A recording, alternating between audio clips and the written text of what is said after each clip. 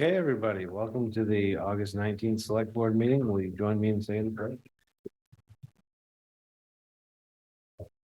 Allegiance to the flag of the United States of America, to the republic for which it stands, one nation, under God, indivisible, with liberty and justice for all.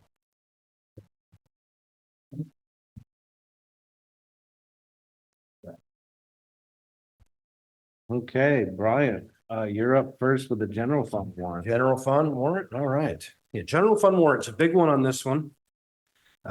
Two things I wanted to mention. So the general fund warrant, the total is $706,587.16. This is I believe our first quarterly payment for the St. Albans Police Department, not St. Albans City, but St. Albans Police Department, and that amount is $597. Yeah, thank you. You got a 500. I'm stuck here. Did you say it in the thing? Huh? Sorry, $597,263.25. The other ones I just wanted to mention, and I won't say the exact amount because it's in the budget, but it looks like this is where we sent out our annual to the charities, correct? That everyone voted on. So Age Well, they're all from our town folks. Franklin County Home Health, Franklin County Senior Center, Franklin Grand Isle Bookmobile, Friends of Northern Lake Champlain, and Samaritan House, Vermont Adult Learning, Vermont Family Network, Vermont Center for Independent Living. I think that's all of them. I went through, I think I marked them all up. So I'm sorry. The museum. In the museum. Thank you. So with that said, I would make a motion that we pass the general fund warrant as presented. Second. Okay, any further discussion?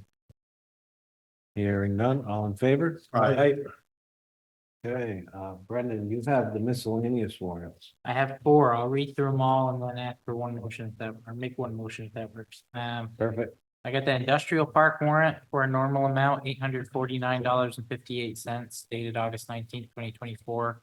And those are our three monthly Green Mountain Power invoices for the sewage pump, road lights, and sign lights. That amount is billed back to the industrial park tenants. I've got the federal ARPA fund warrant for $2,500 to pay our August payment with Anchor Consulting. They're working with us on federal government relations to try to bring some federal dollars from Washington back to St. Albans. So that's August 19th, 2024, our federal ARPA fund warrant in the amount of $2,500. I have a amended stormwater utility warrant dated August 19th, 2024, in the amount of $14,614.10.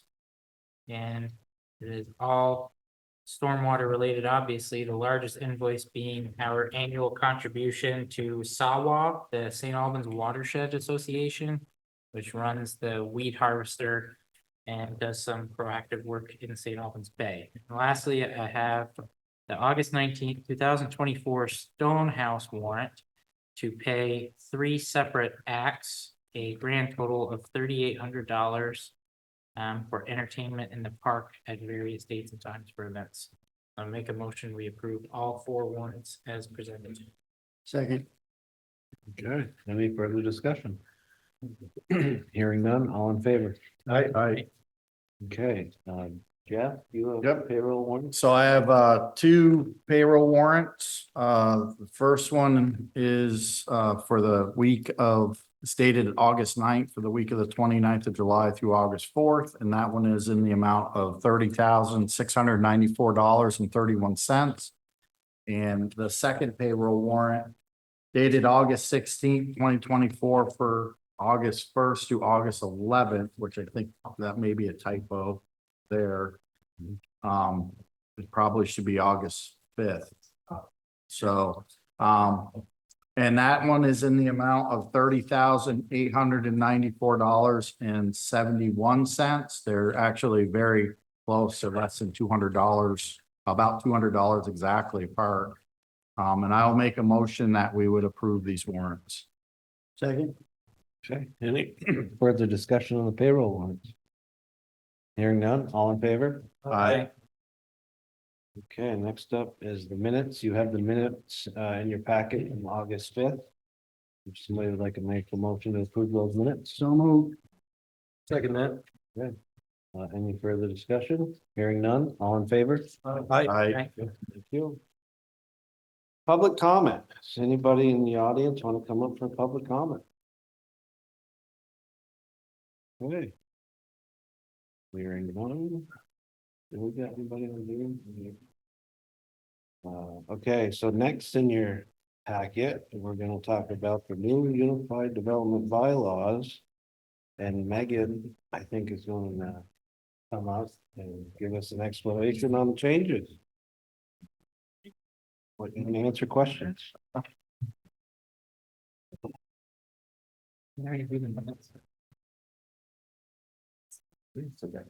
was gonna say there, that I will talk into the microphone now. Do you want me to go through the changes each? Me personally, I'd like to, I'd like a little discussion maybe on. Maybe not everyone, but maybe some that are more important than others, like the priority ones and maybe why and blah, blah, blah. Yep, sounds good. Well, so I think one of the very first one, the Article 2, adding in there,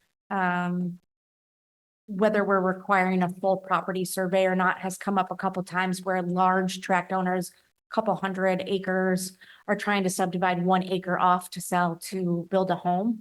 And currently, the way our bylaws is written is they would have to have a survey of their entire property to submit to the zoning administrator. We're trying to lessen the burden to property owners, so that if it's less than 10 acres, they would have to have the full survey. If it's more than 10 acres, just the survey of the affected area. And that's kind of relating to specific projects that are going on. So can I interrupt as we go through? Absolutely, please. So parcel is subject, so the way I read it is, so right now. When we do a boundary line adjustment, you require a parcel under 10 acres to be completely surveyed. No, right now, all parcels have to be completely surveyed to do a Yes. subdivision. This is new regulations, new, You'd say this would be the new. yes. Makes sense. That way, if a farmer wanted to take off an acre off of 200 acres, you might only want the 2 lines that he's doing it with, and then the 2 new ones. That way you wouldn't have to incur the cost of doing, potentially some of these odd farm fields, these 500 large acres. acres. Yeah, with all twists and curves, I mean, you could end up paying more for a surveyor than the lot's worth in a lot of cases. Right, but so the first sentence, a parcel which is subject to subdivision or boundary line adjustment shall be required to submit a full property survey if the parcel is less than 10 acres. So if I had a 2 acre parcel and I wanted to split it in 2, I have to have a full survey Yes, currently. currently, and That's the way it is currently. Yes. Okay, right. I thought that part was added, the second sentence was added. correct. Right? Yeah, Okay, yeah, the second part. because I didn't go into the bylaws themselves. I just went to the, Right, what you the- gave us, so okay, I thought that first sentence was new, No, just the second. essentially, we added the less than 10 acres to the last end of it, so we could Thank you. differentiate between the two. The second one there, the Article 3.2.3 is just adding in some grammar correction, the word then. Article 3.3, again, another grammar formatting correction to combine 2 paragraphs to make 1 sentence. And then we start getting into the district changes that we're gonna do, that we're proposing, that the planning commission is proposing. One of the main ones there is the village core district. That's this area we're in here. Right now, we have a St. Albans Bay overlay. And then it's kind of broken up between residential, mixed commercial, and a little bit of rural in there. What the planning commission was proposing is to essentially take the overlay and create a specific district for the village so that we can bring certain buildings into conformance. We can develop land so that it doesn't have to go through an overlay review all the time to the development review board. It just kind of eliminates a lot of red tape that kind of happens in an overlay district. And it looked to me, Megan, right, that the zoning between the current St. Albans Bay whatever Overlay. overlay. And the core village, there is not a huge amount of change there. No, Looks we're, like there was some extra explanation as to what the district is and its purpose, right? Adding things about civil or Correct, or yeah. civic, I should say. Yep. Okay. we're not changing any of the uses. We're not changing, we already changed the setbacks last time in the fall, to make it more conforming. We did add a couple properties to the district. They were kind of cut in half. We just brought it to the property line to make it a cleaner map. So my question is like, so down here, at, like the five corners, it stops right at my property, you know, like, and it comes down through these properties. But it doesn't go up like Church Road or Little County very much. It stays kind of towards Georgia Shore Road. Like, is there any specific reason for that? Why it didn't go up like Patton Crosby and down through Mechanic Street or anything like that? Like, why not envelope? I'm just asking. It's a very good question. And the reason why is because of the uses that are allowed in the Village Core District. We don't want, I can't remember exactly what's in there, but convenience stores on Mechanic Street. So what we did is we created essentially a buffer between, we already had the residential buffer, but we created more of a buffer between the residential, and later on, as we look, we've extended the residential out quite a bit past Lake Street. So you have your Village Core, which is like your commercial area, your very small mixed use development, and then you have your residential buffer around it. And then rural past that. Can I ask a question, Megan, just piggybacking on that? With this change in map one, is this setting the boundary of the core village, or is the core village already set and we're just documenting it? No, this would That be makes setting sense. that boundary. Okay. Yeah, expanding it slightly from where the overlay district was. And is it the thick black line that includes all of Church Road, or is it the kind of double black line that's, as Jonathan said, kind of crisscrosses at the five corners? It's the double black line. Okay. Like that white line in the middle. Yeah, so this is residential. And in the future, we could expand it simply by updating the bylaws. Correct. So, sorry, what's the intended purpose of this? Versus like what's in place now? It's just making it cleaner. So right now we have, as you can see on this map, the orange is mixed use. We have a little bit of residential. We got a little bit of lakeshore. We got some conservation in there. And then we have, as back in the old days, a clear sheet of paper that goes over top that shows the overlay. The overlay gives all the regulations for that area. Mhm. So the underlying regulations don't hold any weight, essentially. So creating this as a specific district makes it cleaner. That is the district that is, it's not this district with this overlay. And reduces sometimes Yep. the number of times, or if a landowner would have to go before a development review board for certain actions. If and when this is passed, if we looked at the updated map next year, so all of the area with the diagonal shaded line would now be one color, correct? Correct, There'd be no blue at the bottom within that district, of course. Okay, yes. all right.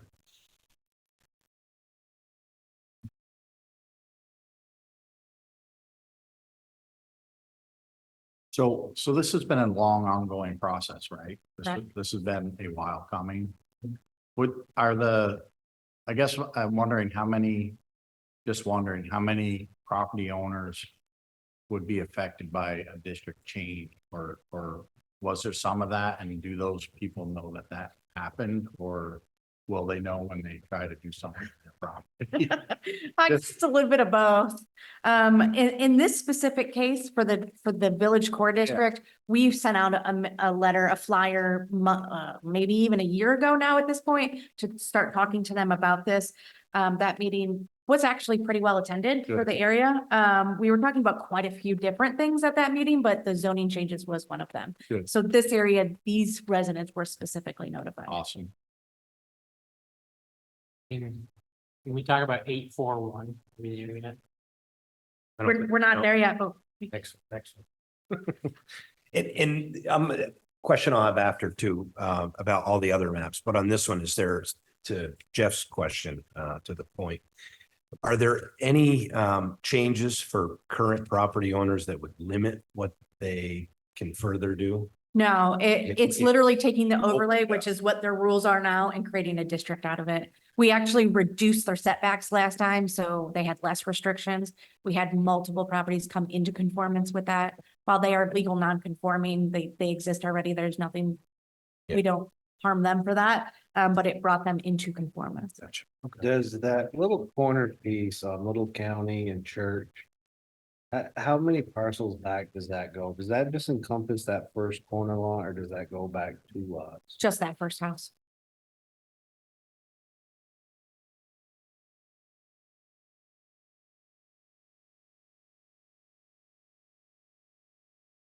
So like on, I'm looking up on 104 there. You got a little strip of, is it residential? That goes up toward the Fairfield line. You got a whole bunch of residential there. Talking about like behind Harbor View, between Harbor View and 104. Yeah, Well, we'll get there. Let's just stay. Map Well, one. yeah, let's just stay on we're gonna hit that. Yeah, I will go through all the Yeah, maps. yeah, we're gonna go through all the maps, but Okay, let's just stay. So we're not. I'm marking them, so it's okay if we don't. The next couple items there on the list, 4.6.2, 4.7.2, are adding some uses that are not currently in our list of uses right now, medical office being one of them. Somehow that got missed in a translation in like 2015 or so with a change. Right now we put it under business services, which is a medical office, but having that use makes it a little cleaner for DRB approvals. We also added vehicle rental facility, and that is to support a U-Haul type of places. We already had one that came in, but they had to go before the DRB to get a conditional use because the use wasn't currently listed in our bylaws, so we're adding that. Number 5 there is just removing that section 4.10 St. Albans Bay overlay because we created another district for it, which is number 7. And then the last item under Article 4 is 4.10.2.1.2. And that is removing residential care group home from Lake Shore District. I'm sorry, specifically the flood hazard overlay.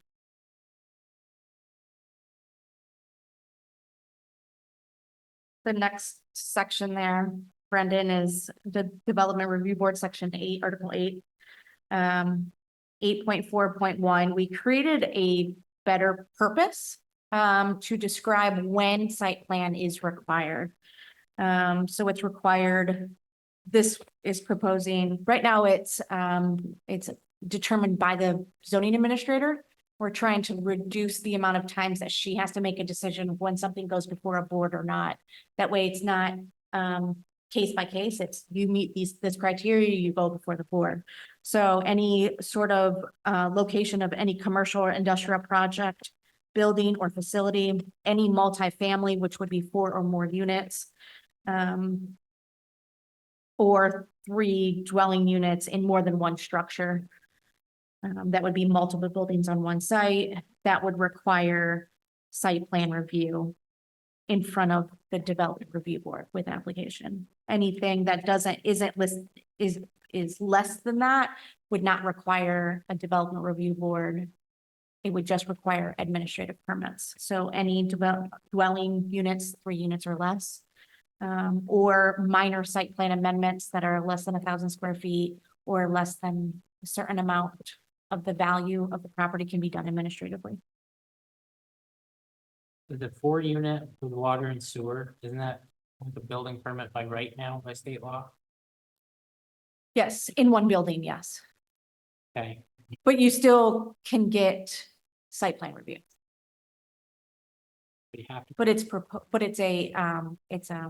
permitted use, not a conditional use. you can have a site plan review of a permitted use. Yes, You want to do that on 4 units or less? We don't do that now, do we? I thought we talked about that when that law, maybe last fall. Yeah, S100, we said we were gonna do 4 units or less anywhere. If you can get a wastewater permit, we'll treat you the same as septic, no DRB. Go get your permit, build them.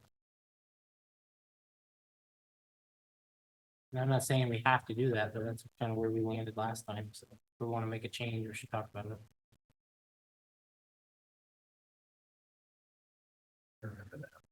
I think that's the way S100 was interpreted by this board. So I'm saying that's probably gonna be the way that it's gonna stay unless anybody has any. We can increase just that one word to 5 or more dwelling units. I think so. But I Yeah. can see where if somebody was building like multiple homes that look like single family, that they were renting them. And it was gonna stay in one LLC, that you might want some kind of site plan review to make sure that you didn't have a mess. So maybe anything that's 3 units, anything. 3 units, if not in one building, probably does make sense.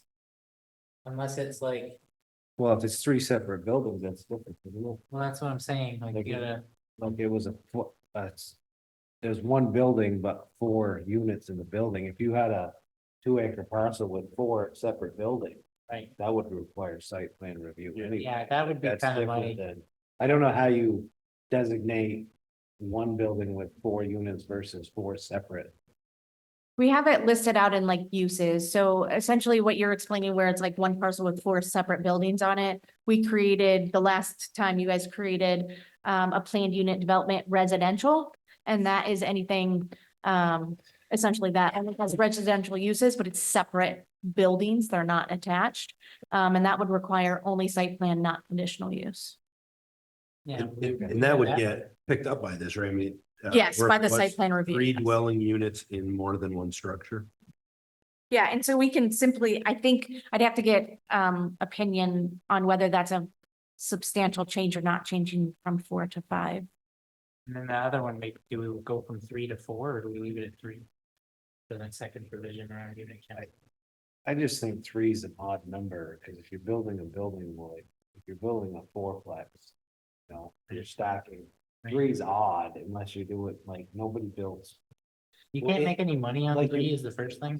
You could, well, you can retrofit a building to be 3, but to build a guess. building for 3 is so odd, like it doesn't make sense. Right, it's typically we just see them like in a We range see them at tile. 1, 2, you know. Right, Like a right. 2-story. Yeah. But with this one, right, Megan, if it was one building with 3, there's no Right, check. if they're It's connected. only if there's 2 buildings on one Correct. lot. Mhm. But that triggers a PUD, right, when they want to do 2 residential structures on one shared lot, right? Yeah, I mean. If it's one building, no. But they're doing 2 separate, 2 separate buildings would trigger PUD, in but almost there's any no industry. conditional use for that anymore. and then if somebody wanted to keep them as rentals, there's no condominium law, but if they decide to sell, they have to compromise, do an HOA declaration, and everything else. Right, that's civil, that we Right. don't get involved in any of that. Okay. That makes sense. So we're gonna switch that to 5. And 5 or more dwelling units. So no site plan check, right, on 4 units or less in one building, right? Essentially is That's what I have, yeah. Build a quadplex. My only other, oh, you're gonna go through a moment. Yeah. The next one there is just 8.4.2, adding that we want a copy of the proposed plans. We had a couple developers say. Doesn't say what you want a copy of, so here's. Copy of my application 8 times, so we added more clarification in there. The next one there is 8.4.3, and that is adding that the DRB may waive one or more of the listed events if they determine it to be unnecessary for a comprehensive review. And one of those things specifically, waivers was like parking. We added in last fall, a cap on our parking, 150% of the minimum amount. And that's kind of proving to be difficult for a couple commercial businesses who are small, don't need a lot of parking. Or I'm sorry, the buildings are small, but they need parking. For instance, a coffee shop needs a little bit more parking, and the specific project was capping it at 8 parking spaces, and they wanted 22 or something like that. So putting in this this language here gives the DRB the option to waive any of those waivers, but it's at the DRB level, not at administrative level. So how does it? So they typically do that in DRBs where they'll let one person do one thing, but not the other. Is that what you basically, is that basically what a waiver is? Oh, yes, Under that is what a certain waiver is. And, but a waiver has to meet certain criteria by state law. So it's not as simple as them just saying we want it and the DRB giving it to them. Right. Okay, so there is some criteria, like, I just don't wanna get in a Case civil by case suit or thing. something. Yeah. Well, you let Joe down the road do Right. it, why can't I do it? Yeah, yeah, Perfect. no, because Joe down the road would have to meet this and they wouldn't be able to. My first instinct is to just set a minimum and do away with the max, but I guess. Well, the problem is we ran into the situation where you have seas of parking lot like Price Chopper and Walmart and we have wasted land. I think we have wasted land in parking. The planning commission. So that was what that cap was trying to solve, was the big box stores that come in and have enough parking for Black Friday. And then the rest of the year and then oftentimes it doesn't even get used at that time.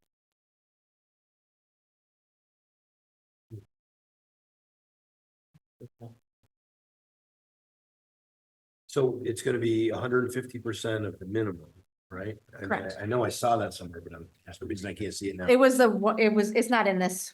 Okay, but that amount would capture, you think, most of the reasonable situations that would arise with that? There wouldn't, how many people do you think or businesses would be looking to go above and beyond 150%? It's not often since November, when we put the 150% in, we've seen 10 commercial projects come through and one of those didn't meet it.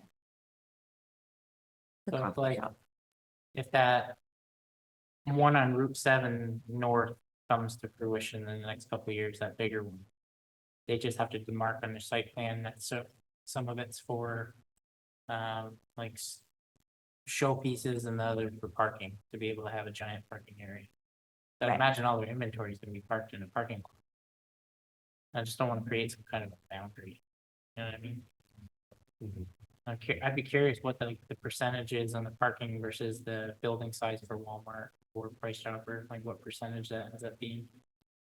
Just to see if is it like 250%, we're capping it at 150, or like, just so we don't end up with, somebody evaluating our bylaws from like a open point perspective, trying to find a piece of land, and then they read that and say, oh, we would already need a waiver to put a parking lot in. Let's go to the town we don't need, you know what I mean? I can see the benefit that you're going after, but I'm also like, what's the potential harm? Is the question. I'm not 100% certain how much over Walmart or Price Chopper or any of those other ones are. Pretty sure It's- Walmart put in exactly the number of parking spots that we told them to. Yeah. That's why. But it's based off the size of the building, so it's a certain, I guess, it depends on the use, because churches are based off of seats, how many seats they have in there. Got it. And like anything else, if you notice that there's an issue, at any point along the way, you're gonna change it anyways. Yeah, I think we have a better understanding of amending our bylaws and able to do it in a quicker motion than we have in previous years when it came to COVID. Kind of helped with that. The next one there is 8.4.3.10, and that's adding that in the growth center overlays, sidewalks would be required per the St. Albans Bicycle and Pedestrian Master Plan. That would be, so that's removing sidewalk requirements from anywhere in the town except the two growth centers. So the North Growth Center is Route 7, Hanford, Walmart, that area, and then the Southern Growth Center is exit 19. Requiring sidewalks in those areas by developers versus the rest of the areas would not require sidewalks. And Megan, I go look and see, but I had a note when I looked through it. Is that 8.4.3.10 or is it 8.4.2.10? So I was looking at the actual bylaws, it seemed like it there, or I was reading them incorrectly, I'm not sure. I'll have to double check. It might be 8.4.2. I'll just point it out, just, and if that's the case, then make sure we put it in Okay. properly, I guess. Have we ever reevaluated the time we spent trying to implement a sidewalk impact fee? We went wrong a couple different ways when we implemented it.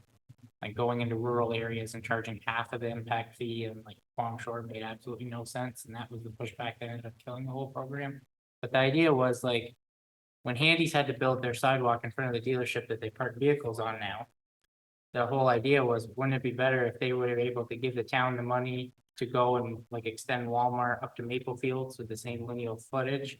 And then as part of their site plan approval, they just have to leave us a right of way and dedicate it for a sidewalk to be built in the future. That way, if you have a sidewalk that leads to nowhere, you can get a per lineal foot amount. The developer can instead decide to write a check and dedicate a future right of way for a future sidewalk. And then the town could take the money and use it for like a Route 7 north project or something like that. It's better to get it all on one side than a little bit on each side. Well, that's it, like. There's a couple different permits out that say when something happens, they have to build a sidewalk, and like, maybe if we could trigger all those things for good, you know what I mean? There seems to be a lot of energy to try to do Route 7 north, but it's gonna be extremely expensive. The planning commission is planning on looking at that bicycle and pedestrian master plan again, after the capital improvement plan. And try to figure out better funding for sidewalks and projects like that. So, I believe they're gonna readdress that impact fee and how it's structured and how it works based off of previous. I mean, some people decide to just build a sidewalk to nowhere, so it's in their project. You spent the money in their project, but a lot of people are like the handy dealership would have just written us a check for that amount. And we would have gotten that much closer. Yeah, the other side. And because we probably would have never built the one across the street. Where they are, I mean, then they would have satisfied, regional planning with contributing to some type of pedestrian infrastructure. And that would have satisfied their, and our comments with Act 250 and. Anyway. That was a good program, we just kind of messed it up a little bit when we implemented it. Yeah, unintended consequences. Yeah. But they see the need for the sidewalks and the sidewalk infrastructure and want to figure out a way to fund it so that it's not strictly single family homes that are putting money into the impact fee and then we're building it somewhere else, and also, not on taxpayers who aren't gonna be anywhere near sidewalks paying for a large. Well, like New portion. Car could have contributed like the portion down in front of. At the bottom, Papeman parcel was, the empty parcel, they could Yeah. have done that instead, you know what I mean? They could have Instead of where they are. Yeah, I don't know, that's how you get a commercial impact fee, but just for sidewalks. I think. Again, it was a good idea that we just did not implement well, it was too expansive and.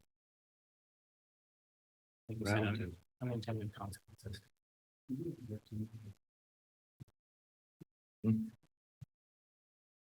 The next item, if we're ready to move on, is hopefully 8.4.3.11, and that is adding exterior lighting or adding regulations about exterior lighting. So exterior lighting, which shall be limited to cutoff fixtures. That's what the previous sentence, fixtures shall not be directed at adjacent roadways, cause glare, or result in direct illumination of neighboring properties. Currently, we don't have any regulations on exterior lighting. I think this is just kind of stepping into the realm of making sure that we're not lighting up neighboring properties or roadways to cause safety concerns. Most people already do it anyways, but for those that don't, Is that a definition of a cutoff fixture and it doesn't like? yeah, Straight down. yeah, it's straight down. It doesn't light up the sky or usually very far out from where the pole's located. A lot of them are designed that way now. So this is talking about poles, not stuff mounted on houses. This would be commercial only, so this is for site plan, so Gotcha. this Good. would be 5 or more residential units or commercial Yeah, no, industrial. that's fine. Although I would like to see residential houses with downward facing lighting, but it's okay. Right. The next item here is 8.4.3.12, and that's adding outdoor storage and display of materials, goods, supplies, vehicles, equipment, machinery, or other materials is prohibited unless specifically approved by the DRB. And this is for the situation where stores like Dollar General comes in and they get overstock in, and then they just leave it stacked up against the building, and you have the bouncy balls going out into the road and the things. This does not include propane tank enclosures. Those are specifically set in places by the fire marshal, and that's where they go. Those cannot go indoors. But if businesses want to have outdoor storage, they certainly can get that approved through site plan approval at the DRB. The number 7 there, 8.5.4 is, Can we back up real Absolutely. quick? I'm sorry. Can you just touch on that 84312 real quick again? Outdoor storage. Like, is that for a certain zone or is that? again, this is site plan review only, so this would be for multifamily, commercial or industrial. So if. What about like wood pellets at Tractor Supply? Those would just be, like, they already have approval for outdoor storage. So it's just saying that buildings that don't already have approvals or new buildings coming in, they have to get the approval of where that storage is gonna be, how it's screened, how it's So you don't- secured. You don't want like a new store to come into Highgate Commons and start displaying stuff in the parking lot without being, have some form of recourse. Correct. I get it. But if I'm you, just thinking of ways that could go wrong, trying to. There's always ways. so like if someone came to you and said, I need to start storing stuff outside, or they started doing it and got a notice violation, you can easily bring them to compliance. Yeah, Bring it through the DRB. even if it's less than 1,000 square feet, it can go administrative. So if it's a small area and Dollar General does want to put their bouncy balls outside and they have a secure place that they can keep them, it's possible to do it through administrative, which is much faster and cheaper, versus going for the DRB. Most current businesses probably already have approval for their outdoor. I'm Yes. thinking like in back of Hannaford's, they may pile up some. Well, they might not have approval for those, but I don't know. But if they can show they were doing it before this file out there, they're legal. Correct. So it's only really new stuff for Yeah, but. people who start doing it, who haven't done it in the past. So if someone comes and says, well, I did this in 2018, here's the pictures. yeah, and then it's grandfathered in, there's nothing we can do. Okay, so nobody that's already doing stuff is gonna be harmed. Well, I mean, I don't know. people buy different equipment all the time, Yeah. like it. You know what I mean? If if I owned a commercial property and I started storing something different, if I bought a new loader and it was bigger. Now I'm out of compliance, but I wasn't compliant. So I gotta go to the DRB because I bought a bigger loader. Well, that's under 1,000 square feet. You get a, DJ be done. I know, I hear you. I hear So, you. so what do we have in place now? Nothing Nothing. for outdoor storage? I just think that's, if somebody wants to store a few things outside their commercial property, I think that's a little excessive myself. I mean, what if it's somewhat screened, then you don't have to? But it's like readily visible from. I guess if right it's away, screened, maybe? it's fine. Most people don't like having their property look like trash, but there's always that time that, Outliers. like, you got stuff piled. The in the junk corner. ordinance mentioned that it only applies to stuff that's seen from a public right away. Is that how we worded that? I think so. Actually, that makes perfectly good sense. If that 84312 says somehow, if you can see it from the public right away, Then you have the problem. then you're in violation. But if you can't, like, I'm not gonna, I think the other issue we had was, depending on where the location of their storage is, access for fire trucks, getting around buildings or getting to a place where fire started, as well as like ambulance or customer traffic around buildings. So if you got a business that already has a site plan that doesn't show outdoor storage, and then they start doing outdoor storage in an area that doesn't depict it on the site plan, is that not automatically, you're non-conforming with your site plan that's an NOV? If we get a complaint, Okay, so there is some kind of like delivery method to, if it was an issue. we don't go out and drive around properties to find violations. It's only if there's a complaint and it's a valid complaint after investigation where they get an NOV. And usually we almost always work with them and get it fixed before we issue any sort of violation. Yeah, I'm only aware of like 2 junk tickets that ever went to court. I mean, we're usually pretty good about getting people under compliance first. but that's site from So does this only apply to like small scale that doesn't have a site plan? but it's. No, this would be large scale things that do require site plan. So anything large, commercial, industrial, or large multifamily. So you're basically saying if you create a violation, you would come and fix it. Because if they don't have the outdoor storage on their site plan, when they get site plan approval, they start doing outdoor storage. Like I had that issue one time, I went back for a site plan amendment, then they decided I need to screen it, put up an 8-foot fence. Which, put the fence in, it was fair, but it is what it is. But, so do we not already have like? So right now, this is just saying what's the case, but now no one will have to complain for us to be able to enforce it? Or like, what- No, all our violations, we go off of complaint base.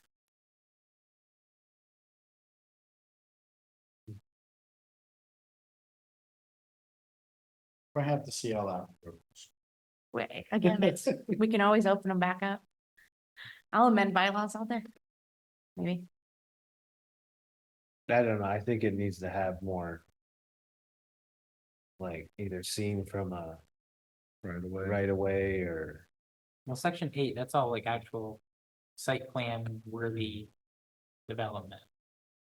So if you're not, if by default, you can't do outdoor storage if it's not on your site plan that was approved by the DRB, no? Technically, right. This is just putting words to it. Yeah, so that's already the case, because I could go in and say. I don't know who, random business is putting this out front, I don't like it, I'm a neighbor, here's my complaint, signed it, and then they gotta investigate. It's not on your site plan, here's your notice of violation. Do a site, so it's basically saying what's already the case, so perfect. So I guess in that, double down. with that in mind, I don't care then. If it's already the exact case, Do we run into this often? Yeah, Hannaford Plaza. They were storing landscaping materials, mulch and stone and things like that in the front parking lot. Hannaford? Not Hannaford, but someone in the plaza. you're just giving yourself a stronger leg to send an NOV that you can already send if someone complains. Correct. And you're making it easier for someone to read and say, yes, this is a violation. So they'll feel stronger to make the complaint. You'll have an exact bylaw to cite when you send in the NOV. Okay, that makes sense. Instead of just saying you're in violation of your site plan submitted to the DRB on such and such date, it'll be you're in violation of 8.4.3.12. Okay, so I We're not- think it's 2. we're not taking anything away. We're just. Maybe two. That makes sense.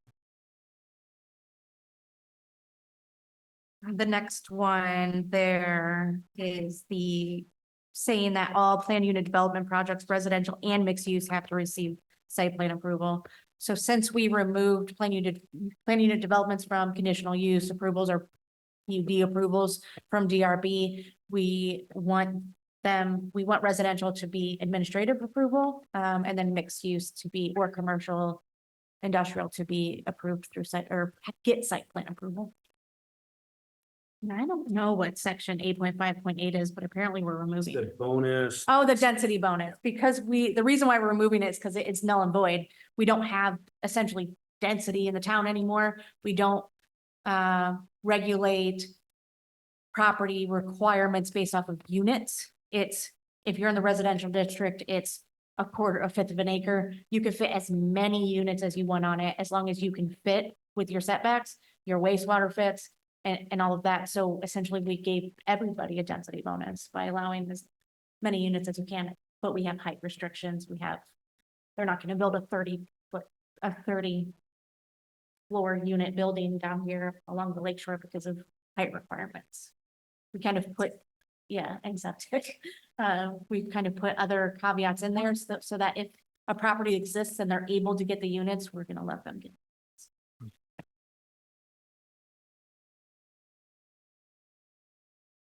There's that next Article 10, there's that 150%.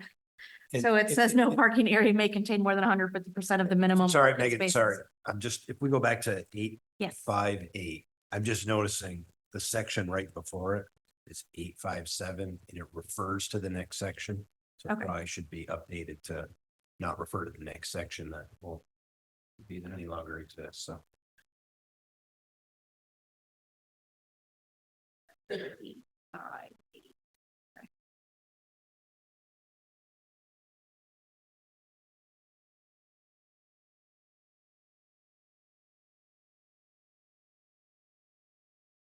So 10.6, no parking area may contain more than 150% of the minimum parking space requirements unless otherwise approved by the DRB. That's just putting another statement that matches the 4.3. We're doubling down.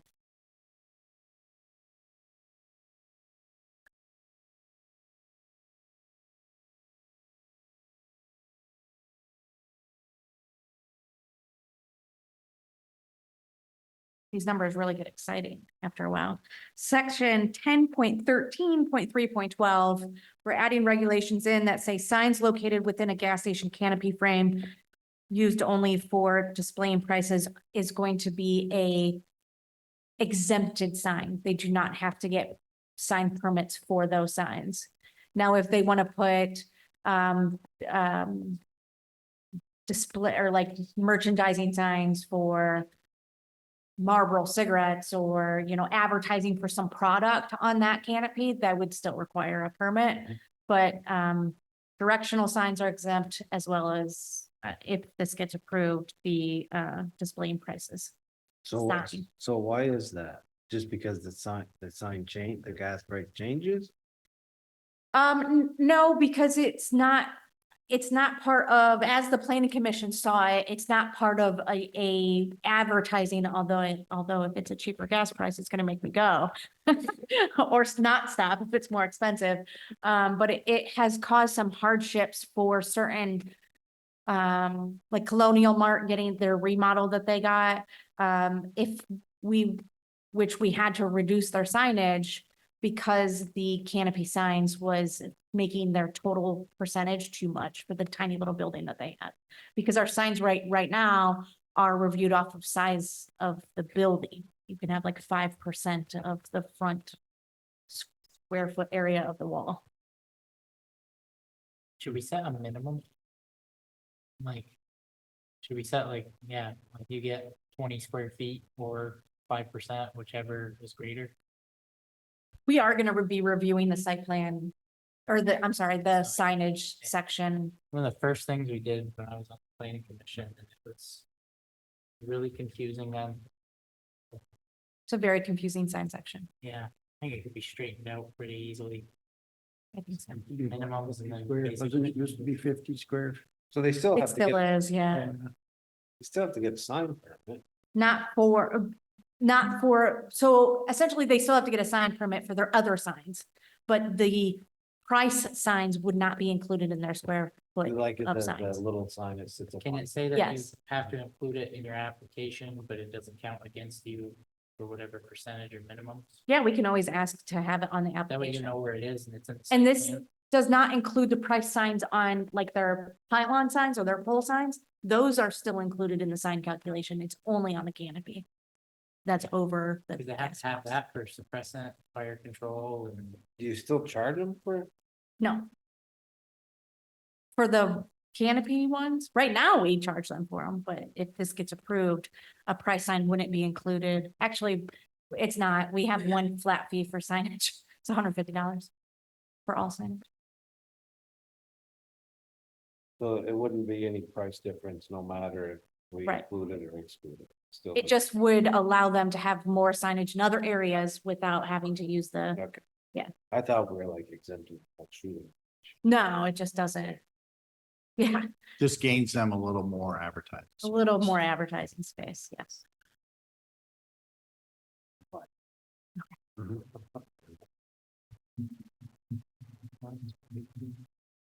What else? Good with it?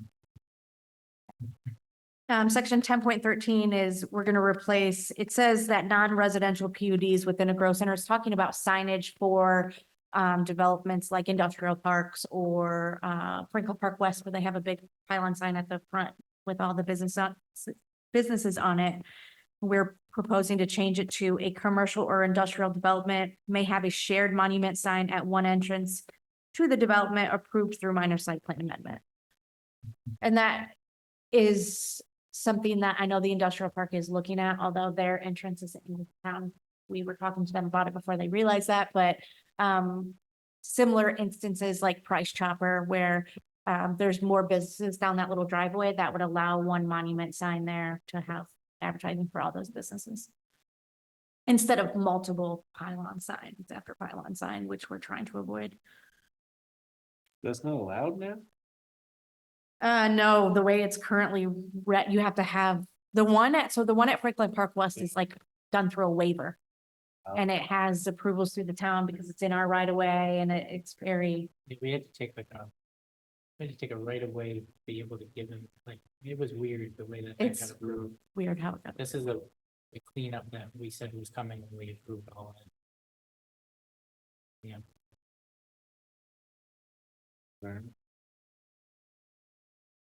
The last section there before we get into the maps, it's my favorite part, is definitions. We're adding a definition for lot coverage. We currently don't have one. So right now it shall be calculated to include all impervious surface for any project under site plan approval. So again, that would only be commercial, industrial, or multifamily residential.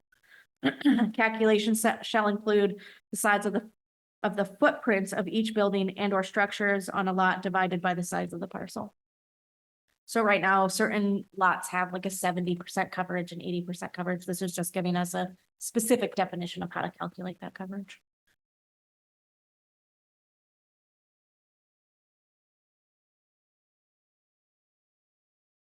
The next definition is we're amending the recreation center definition. Right now it says standalone facility. We've run into the situation specifically for the billiards hall. That went into a strip mall. It's not in a standalone facility, but it's a recreation center. So we took out that portion and then we added in examples of what it could be, but not limited to. So including, but not limited to, rock climbing, axe throwing, laser tag. And then the rest of the definition there, classes, clubs, restaurants, snack bars are already included. On that, Megan, we're not striking the word facilities, right? Just the adjective standalone. Yes. Indoor and outdoor facilities. Okay.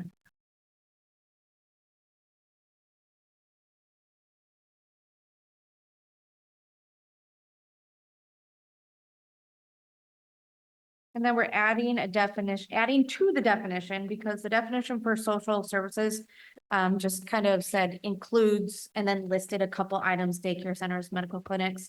So we found multiple other definitions of social service around the state and came up with any numerous combinations of publicly or privately provided services intended to aid disadvantaged, distressed, or vulnerable persons or groups. The term social services also denotes the profession engaged in rendering such services. And this is just cleaning up that definition to make sure we are very clear about what a social service is in the town.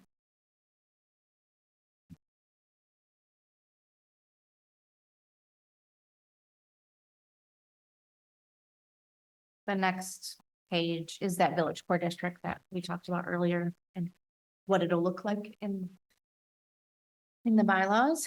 Then the zoning map changes. These are areas around the town that the planning commission has looked at to talk about how the existing uses interact with the existing zoning and if it meets what is there now, or what we would like it to be in the future. So allowing certain areas to become smaller lot possibilities. So changing it from rural to residential, as well as changing some specific commercial districts to mixed use. We'll go through them one by one, but that's essentially what they were doing when they were looking at the town. They looked at corridors, sections, they broke it up into multiple areas. We did reviews on the existing land uses, how this would affect property owners. We looked at the intenseness of a use. So for instance, we'll get to it more specifically, but Lake Road, as well as South Main Street was commercial, even though it's a mostly residential area. So we reduced the zoning to mixed residential commercial without impacting any of the businesses that are already there. Just question, Megan, like I'm looking at map 2, right? And we've got that area around Lake Road, top of Church Road. And then there's a little section on this map in the northwest that was conservation. So now it's gonna be residential, right? I mean, so right now it's rural, and I know at least one of those lots has a lot of corn on it. That person can still grow corn on there, Oh, right? absolutely, yes. Okay, it doesn't, No. okay. I Just wanna opens the make sure. possibility for future development to be smaller lots. Gotcha. Because rural requires a 1 acre parcel, while residential is a fifth of an acre parcel. Okay, I just wanted to make sure it wasn't limiting what someone who owns it could. No, currently it would not. But I mean, it's definitely a theme in here, when you look at all the maps, that taking a lot of rural area and making it open to residential. Which theoretically may lower housing prices. I think that the issue will be a lot of the rural is already conserved. Right.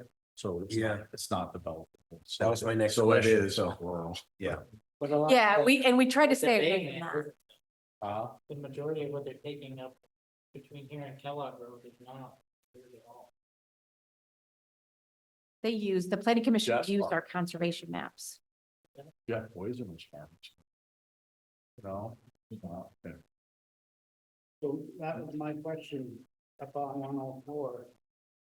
All my farm was considered both sides of the road. And then you might as well go with your rural all the way to the Fairfield town line. Yeah, so I think that's staying rural, your parcel there, and then up and around it. You can kind of see it kind of juts out, like there's a little part in there. We did use the state conservation list to keep those areas that are conservation, and then put a buffer around them of rural before it gets to the residential. This big portion here, a lot of it is actually up there on between Harborview and 104. Majority of that is already solar farms. It's not, Right. Right. not really developable, but at some point it could be, those solar panels could go away and it could be, Harborview could be extended. But that portion down there by Fairfield, Georgia, is in conservation, so we didn't include that in the Well, residential. not There's a little, I think there might be a little. right strip from that's the yours. town, Fairfield town line. Back to where, my property was, that's not considered. Oh. It's owned by Gallagher. Oh, it's not concerned, okay. They wanted to, the other thing we looked at besides the conservation was boundary municipality zoning to make sure we're matching. We don't wanna, we did it with the city too. We don't wanna buffer or butt up a major commercial or industrial property with small time housing residential, because we want a nice cohesive flow between the two. So originally we had extended the residential all the way down to the town line there. But looking at their zoning down in Fairfield and in Georgia, I think it's Georgia on one side there. It wouldn't match. Theirs is a rural conservation area, and if we were to put fifth of an acre housing right up to their conservation area, it doesn't buffer very well. So we tried to make that kind of a happy cohesive family. On the other side where you get that strip of conservation up by the radar base. That's existing, that's not changing. it's maps 3 and 4, right, Jack? Yeah. Okay, yeah, I'm with you. Yeah, I mean, that land is all landlocked. Yeah, and that's existing. We're not changing anything up there because there's, Building anything there, should get right. I've heard those permits aren't easy to come by. So those are maps through 4. If we look at map 5, this is Lake Road, including Jewel Street, Beauregard and Smith Drive. Currently, that's all zoned commercial. We have quite a few houses in that area where when they want to put in a patio in their house, they have to get minor site plan amendment. It's really a burden on the residential houses. Changing it from commercial to mixed, there will be one business in the area that would become non-conforming. We've talked to them, it's the Tabor's property there off of Beauregard. We've talked to them about what that means and they're okay with it. It's existing. We can't do anything to change it. they can stay there. Even if they tear down the building, they still have 18 months to rebuild the building or even get site plan approval, and then they can keep that use. So if they wanted to add on or do a building change up there, then that's a no. Depends on the project. It would depend because the DRB is able to approve non-conforming uses or structures as long as it doesn't increase the degree of non-conformity. So it's not it's not right. It's not going to make it worse. A project wouldn't make it worse, but they would just have to get DRB conditional use approval to do that extension. So what are we losing out on the rest of that acreage up Beauregard Drive? Like, if it goes to mixed residential, commercial, like, are we losing out on anything that could potentially go there? I don't think so because of of what the land is currently. It's one big old wetlands. They've looked at trying to do a couple different businesses back there and nothing has worked because of the wetland issues. I've heard recently that they're gonna put a solar farm down. So is a solar farm allowed and mixed? Yeah, it's a utility. We can't regulate that at all. Okay, perfect. I'm upset.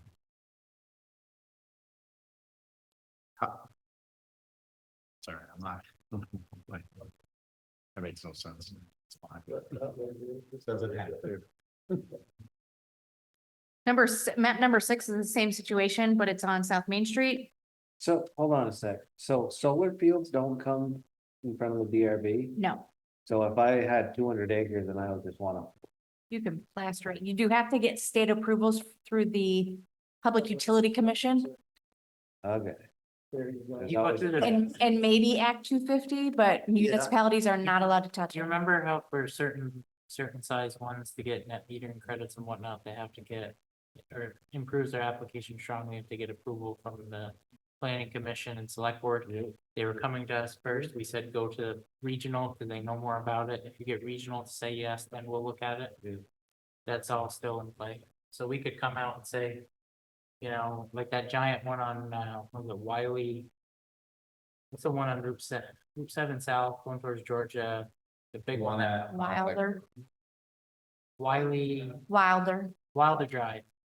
Yeah, Wilder Drive. You remember how that the people lived up on the hill and their green view was gonna turn like a quarter solar panel and they came and we took comments and then it happened anyway. I mean, there's only so much we can do. Okay. Leave it out. It's a utility, so we can do nothing. Oh. To that's it, what just they like- consider it as. Yeah, just like cell phone towers and That we have control over. Anna. Stormwater, we have control over. We have control over stormwater. So is a solar panel considered an impervious surface The grass underneath. when they lay like this? No? I don't think so. It has grass under it. no, but you have to put them on a structure. And so we permit the structure that they're on. It's on a concrete pedestal. Right, if it's less than 100 square feet, no permit needed. Yeah. It's a zoning's gray matter. You can easily get through it. Map number 6 is essentially the same thing. It's on South Main Street. They're at Industrial Park Road. It's changing that area, which is almost all residential because there is a DRB hearing for one of those lots to do outdoor storage. But that would be allowed. So changing it from commercial to mixed residential, this would make this, there's no non-conforming, there's no issues with businesses in this area. There's only residential houses that would be changing, would not have to get site plan approval for patios or decks or things like that.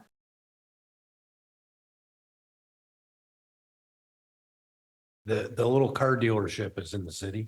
Yes. Okay, must be just to the north of that. Okay. And it buffer, so below it, you can see below it is orange already, which is mixed use commercial.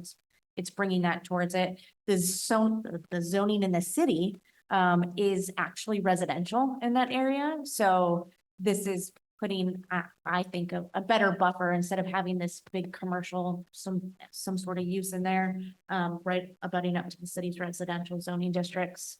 It kind of makes it a little softer of a transition.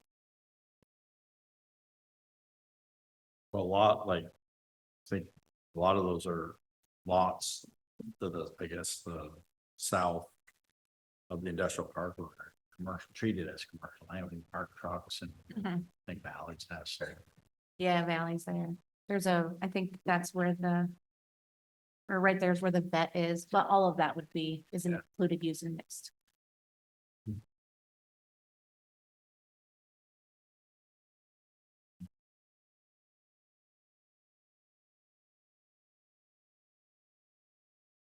Map number 8 is Hill Farm Estates and East View Drive. They're at Congress and 104. Currently, that whole neighborhood is zoned mixed residential, commercial. It is actively only residentially utilized property. The large parcel there right along Fish Pond Road, up to Congress Street.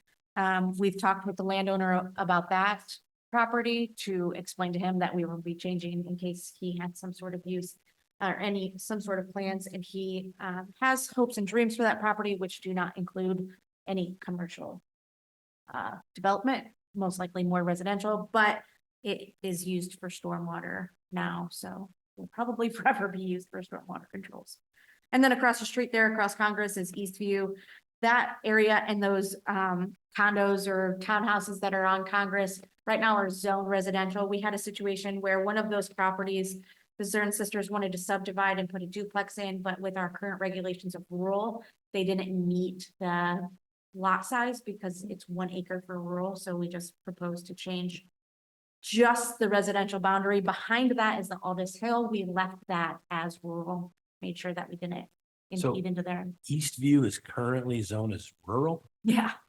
It's a PUD though, so it got approvals Gotcha. through the yeah. VRB for those smaller homes. So I got a question. Why would we change Hill Farm Estates from mixed residential commercial to straight residential? Like, what's the benefit? The benefits protection of the neighborhood. That way someone couldn't purchase a home and then come in and put in, I don't know what uses are in. Gas station. A gas station in the middle of a neighborhood. Right. Salon.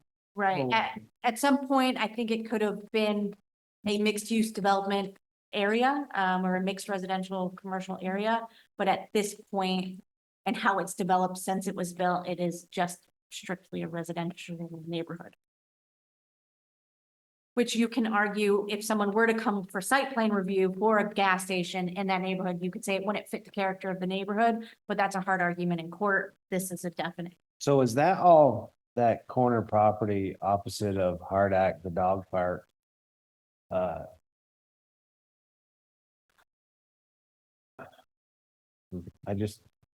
So say if Hardak wanted to buy some of that or something for whatever reason, if it goes residential, is that still possible? Yeah.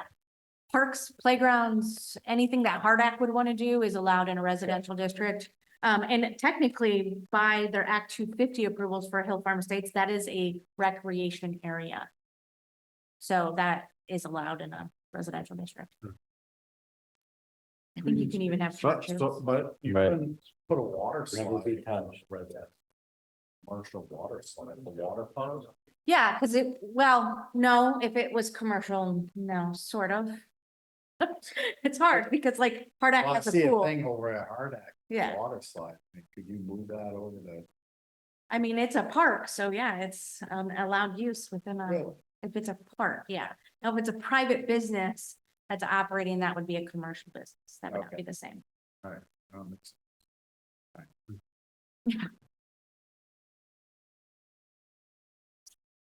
Next couple are a little tricky and it's kind of just cleaning up situations of boundary lines and where the zoning falls. Map 9 and 10 is Lower Newton area, the Northern Growth Center. And it is taking the north side of Lower Newton from the corner of Kellogg and Lower Newton all the way over to the commercial boundary and changing that from rural to residential. Many of these neighborhoods already have PUD approvals or lot waivers to have smaller lots than 1 acre currently. There is also most likely the potential to expand sewer. There's water down there already, but to expand sewer, so we would have to require the 1/5 of an acre zoning anyways by state regulations. And then in the middle of all of that is kind of like a black outline with a pink shaded. That is taking the commercial district and extending it to the property line boundaries rather than kind of cutting through those property lines, because it makes tricky development review board when there's 2 zonings on 1 parcel. So we spoke with a couple of the property owners. I think Hungerford's there own a big portion. And it is just extending that commercial district back to their property line versus following a creek through their property as it is now.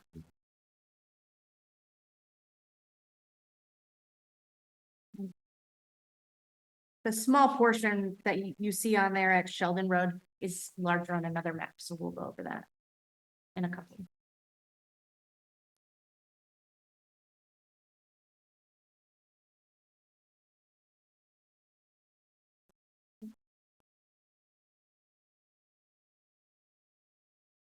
Map 11 is changing it's kind of like just zoomed in there on Jewett Avenue and Swanton Road, there by the Champlain Commons. The commercial district again kind of followed, I think a stream is what originally followed, and that's just bringing the zoning boundary to the boundary lines of where they are. The big portion there on the right side of the page on Jewett Ave is currently a single family home, and it's zoned commercial. We made sure that anything on that Champlain Commons area wasn't going to be affected, or the car dealership there on the corner, so that we didn't. There's some buildings out there, There is, like, cause if they're commercial, like. Did we check with those people? Like, are they, I did not notify these people directly. No. because there's some buildings out there a little ways, right? There are, yeah. It's Like if not, they're- as far as we know, it's not a commercial use. It's not permitted as a commercial use. I'm just, Do you know what kind of buildings there are? I don't think, so. It's been 20 years since I've been back there. but- Sometimes you can see it in the winter. They look like garage, large. pole Yeah. barns. They might be. farm. Yeah. Who is it? Oh, but I'm just curious if. I don't, I think we should really check with him. Well, if you're saying we did it for the guy on the upper end of Congress. On that property, check for that, one. I think we really should check. for that. Just to make sure that, we're not making a change. It's gonna- We can have a plan in the back of his head, put storage and stuff continue, yeah, you know what I mean? I don't know. I think that's, So we can remove map 11 from this approval and then revisit that at a later time. well, it also affects this last map and map 4. Oh, yeah. Do an amended map 9 and 10. I just, Or, I mean, we can always have another public hearing. well, it's been like, I know it's been like 20 years. I don't even know if the buildings are back there, but I've been back there well over 20 years ago. There was one grade back there. And they doing the bottom, and built it. Oh, really? and moved it. Huh.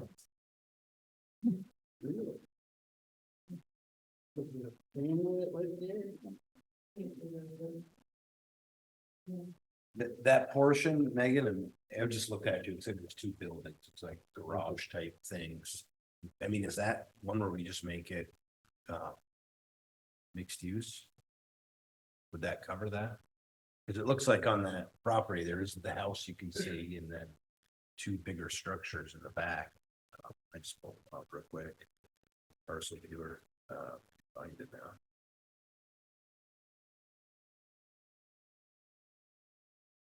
Yeah, right here. So there's the house and then They're definitely not residential looking, unless they're just big garages. I don't know. But it looks like there's I did, yeah, I Storage think we things should and check just to a make dozen sure that, cars, vehicles, yeah. So is that property that you're talking about access from Champlain Commons? Both. Yeah, you can see the road, yeah, both, you're right. It says Frito Lay, St. Albans, been by Google Maps. I understand that. It sounds commercial. Yeah, I know, that's why I just. 20 20 something years ago, I remember, yes. There was something. Right, wrong, or missing. There is a road on, in Concord there. Goes through. Yeah. Yeah, you can see it there and from Jewett. Okay, So. I want to check. I think so, and is the house a separate property? It looks like it's one, Jonathan, according to Vermont Parcel Viewer. Guy might work with us to do some kind of a think it's one. subdivision, between one lot and the commercial. Yeah. Another lot, the res- I don't, We'll look at it. Maybe. And it's not against the law to have a property split zoning, it's just Yeah. a harder review for the landowner. Yeah, if we're gonna, have landowners have an input a little bit, I think we should. Yeah, wouldn't be a big idea. Or whatever. It looks like that the house is on Onyx Hunt. The house is on Jewett Avenue. The property, the buildings are and from Champlain on the same lot. Well, There's a road from each side that go to those. Yeah, there is. You know, yeah, we check on it. Yeah, it's I- interesting. I- So did that guy See what it sell is? that land to is he the one that created Champlain Commons? Who owns that? Gagne. St. Gagne. Yeah, I think, T-Bow's own that. Mm, that's what I thought. all that shit in the pump. Strongly and, yeah. Yeah, because Bud Heman Trust owns the land in the back. Pretty big parcel. Alan Brown, and Thomas said. We broke machine from comments and then the buildings that is connected to this house. Yep. Okay, read that one.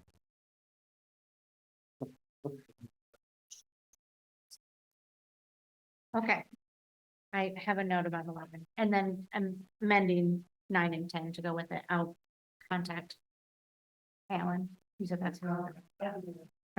Is that it? Is that the last map? No, I think we had 12, right? or, Okay. More. Station 1450. Oh, yeah. but Yeah, only in back 2 of maps. page. Oh. So. Are all in one. This is the intersection of Swanton Road and Sheldon and Seymour, and this is just cleaning up areas, so if the triangle part, they're matching the mixed use residential, which goes with the block. And then back off of Ashton Drive, there's a few single family homes, 2 single family homes back there that have commercial kind of like overflow that's matching the boundary line. And then up off of, I guess at the dead end of Wiley, but really those properties are accessed from Sheldon, extending that mixed. It's changing it to mixed residential commercial from specifically commercial districts so that they're able to, there's a couple businesses, I think that's actually a house and a business, but that wanted to put a storage unit back on the residential part and they weren't able to because this was many years ago, because it was zoned, that portion was zoned residential. So that would kind of correct a couple of those things. And then along the north side there would be changing the houses that exist there now from commercial to residential. Yeah, 'cause there's, what, there's 6 houses there and they're zoned commercial? And that conservation, is that RDAC still? Oh, on map 15? Yeah. Yes. Yeah, and that's kind of like what you see back there is just swapping things to make sure that a commercial property is all zoned the mixed residential commercial and a residential property has a buffer and is protected from that commercial area.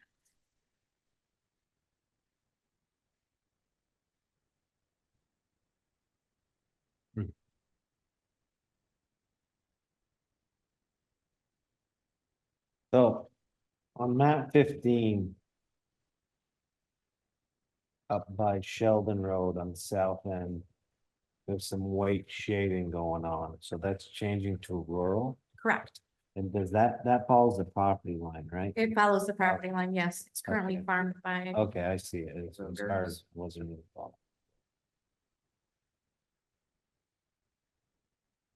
So most of that is being changed to just mixed use, right? correct. Isn't orange, the dark shaded orange already mixed use? Yeah, so I just overlaid mixed use over mixed use, so it won't be changing the existing items that are mixed use. They'll stay mixed use, those are changing. Okay, got it. Just cleaning up. Uses with balance. Correct. Or neighborhoods, how the neighborhood flows, because there's a few like little Summit Place there, you see that residential one on the cul-de-sac there. They Yeah. have half mixed and half residential, so it's just cleaning that. And then the spot that's closest to the interstate, right, where it's going rural to mixed use. What is that right now? Is that, It's a single family home. right, that, okay, I've talked to them, not about the health path actually, yeah, but yeah. they ask questions. That's what I was wondering, because I know that's. Where the place to health go path through, area right? would go, Okay. hopefully.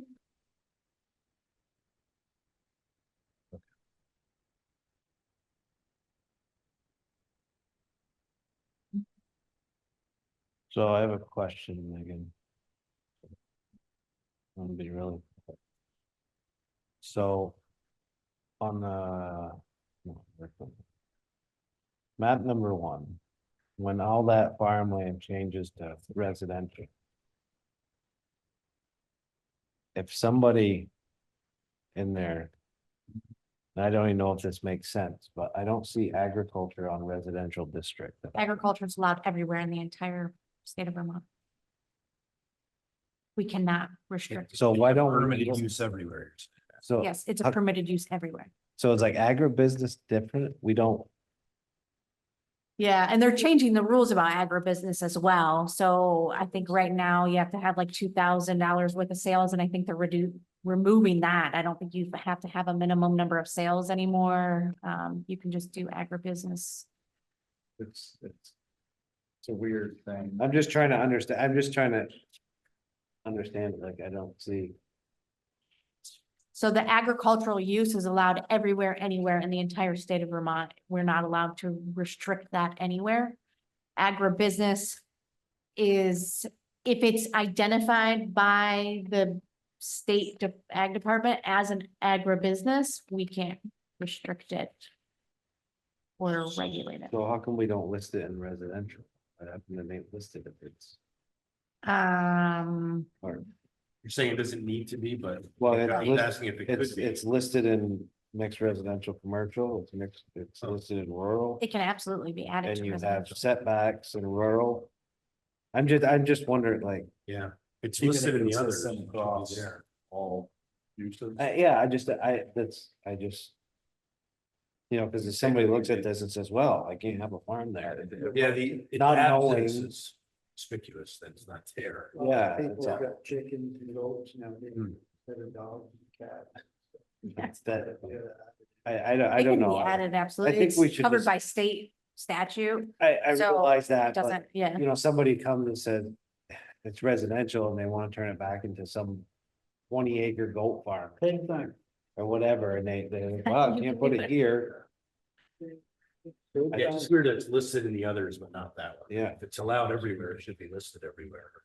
but that's not, a farm is not the definition of an agribusiness. Correct, they're different.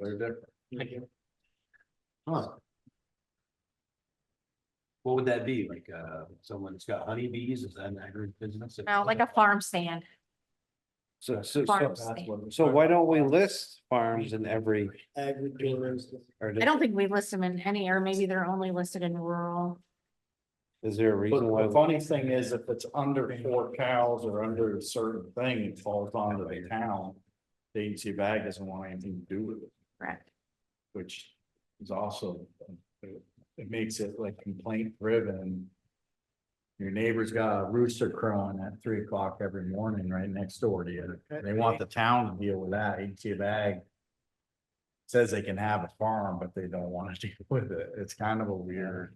There's a weird gray overlap there between the states. So are we better off to keep it like out of there, because really, farm isn't listed anywhere, agribusiness is. But I don't see a definition of an agribusiness, because to me, well. To me, like a farm is a business, like it's not like, it's not like, have to be though. no, it doesn't have to be. But Well, like, there's a criteria that the state put, that AAFM puts out. You have to meet so many out of like 10 criteria. Yeah. You know, it starts out with big ones, like you have to file your tax return, have to be a type F or whatever. Yeah, schedule it. Schedule F, or you have to make more than $2,000 per year selling whatever you're growing. Or you have to have, and then if you could trigger one or two of those, you're considered agriculture and you're completely exempt from local zoning. The only thing you're supposed to do is file some sort of sketch with the zoning office of whatever you're building, so that they know to update your lister card of infrastructure. I guess that's getting deep. I think Jesus. they just deal with it. I would list, I'd keep it consistent across all uses. Just put agribusiness and, If it's allowed everywhere and it's listed in some places but not another, either remove it or add it so that it's the same everywhere. You would read into it if you noticed it's listed in one. Correct.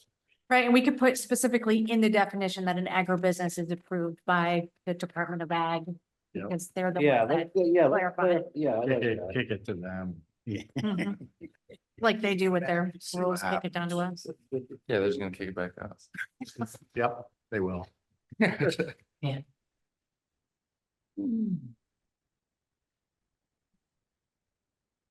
was fun.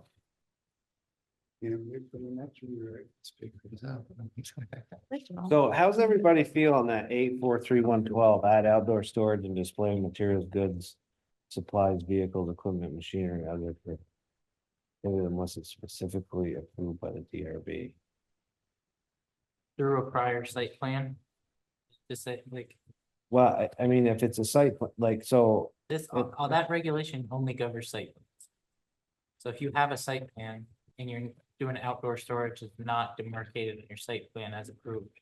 It's a violation. Now she's saying, or the planning commission is saying, call it out so that instead of saying you're violating your site plan, you're actually violating a written bylaw. There's a bylaw on the site. why? Make it clearer. Well, if you're violating your site plan, you're still in violation. Like, we don't say if you added another building to the site plan, then it doesn't say like. And Well, you're good. when you differ from a site plan, then it's obviously different than the original site plan. There's no. Like, Right, but it just goes along with, like, we also have parking regulations, so you have to have a minimum number of parking. But it could be set by the DRB, but we have it specifically laid out, or you're not allowed to have signs in the right of way, it's just. Reiterating that the site plan has to include this information for approval from the DRB. Well, They can you're- choose to allow the entire site to be outdoor storage, or they could choose to not have it. Well, say, No. Jonathan, you and I are looking at it from like a development perspective. I'm gonna read that and say, okay, if I need outdoor storage, I need to think about it, put it on my site plan now. I tell. My question was, is there a question in the packet that specifically addresses Yeah. on-site storage so that the developer or the individual has the opportunity to delineate that going in, or Right. is it, so it's not an afterthought? Right, yeah. That was the only thing I thought. And a lot of times they'll probably start a business and need to come back for 2-3 different. for whatever reason. My question sort of some of the other ones, like vehicles, what does that, I don't know what vehicles, but what does that mean that? They have to have vehicles in their site plan? No, so that would relate to if you're storing vehicles, not if you just have vehicles that your employees use or parking areas, that would be different than storing vehicles. So maybe, for instance, if there's a property, a commercial business, specifically Hannaford, who has old vehicles parked in the back area that's blocking fire lanes, that could be reviewed under site You mean like, plan and say they can't do that. van trailers or? That is, next box is. this just gives them. a Or more Hannaford solid Plaza, standard. sorry, Hannaford. It's a Violation. Not or violation. Hannaford already- Plaza. Yeah, but at some point, like, you don't have to control everything. Well, it's Like, already. you already did it in the site Yeah. plan, like, I just don't feel like.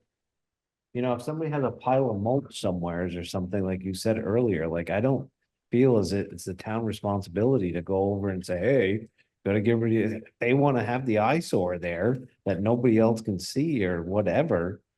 You know, if it's not blocking a fire lane, then I guess that's a different point, but like, if it's, you know, out on the end of the parking lot somewhere, like, I just don't. I don't know, sometimes I just feel like Have you, that when might, you own something that's got a commercial site plan, you find quick that the town tells you everything you can and can't do with every square foot or stitch of the property. And so if you want to do it, you gotta get it approved for the site plan, or they'll send you an NOV. well, that's fine, then I guess it doesn't need to be added. Is it, So you're still, no matter what this says. I wonder if you add language, it would make it more narrow, just that it has something to do with. As seen from the right of way.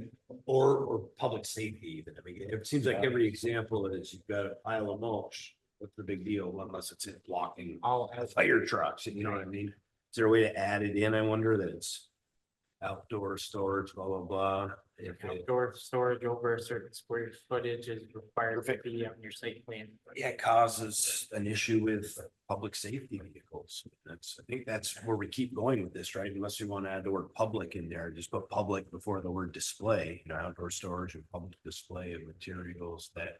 Well, could the Cause, Hannaford one be argued that they're putting it in the back, but it's still in fire lane? Well, it's, I mean, as long as it wasn't in a fire lane, it was in the back, then it's. But when they're storing derelict vehicles in fire lane, is that not something that gets reported to DFS? Well, it would have, like, why not just make it completely different? Well, it is now. All right, so you live with Yeah, that's true. somebody's gonna bitch. They will do it, and then you can go change it, right? Why write a whole bunch of rules now? I don't know, I just, yeah, I just don't.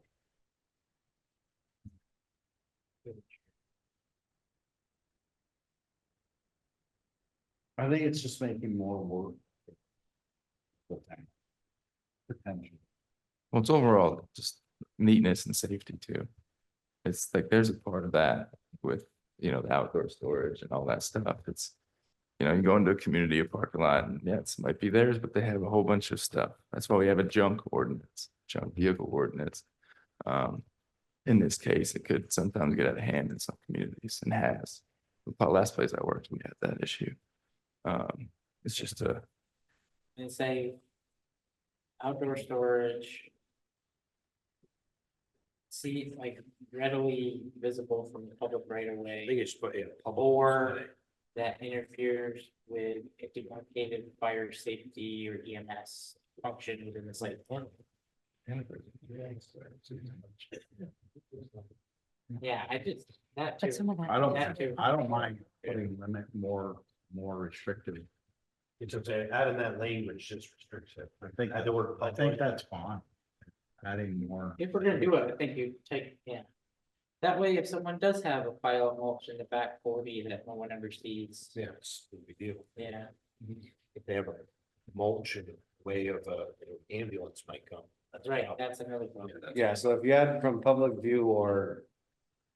Hinders access yeah, of because then emergency. it's Public really- service, yeah. If they hire a landscaping company and decide they're gonna dump a tandem load of mulch and leave it all summer in front of the key banks, and that, But that wouldn't be 1,000 square feet. you know what I mean? Yeah, I know what you said. I know, yeah, yeah. Let's just go, yeah, if we could add those couple. words Yep. to that. That do you think, Megan, if you put the word public in front of display I think that's good. And then, and it hinders the public safety access or vehicle. So. No, I think that needs to be- Yeah, I mean, if you have to issue a notice of violation over a public safety issue, then you can. CC the Department of Fire Safety and pull them in to make them issue an enforcement action because their regulation is really being violated. gotta get it done. So I'll add public before display and then where it says or other materials readily visible from the public right of way or within a public service access area is prohibited unless approved by DRB. So there.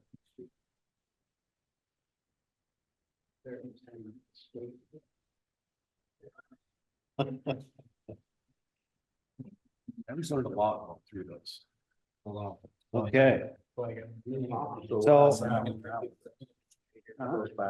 do we make a motion on that tonight or? I have a feeling with these changes, you're gonna have to have another public hearing, and technically, we didn't even open the public hearing. That's right, Oh, we we did switch didn't. over. So, so we can consider this So I go back and do it. This is just- Well, practice run number well, one. round one.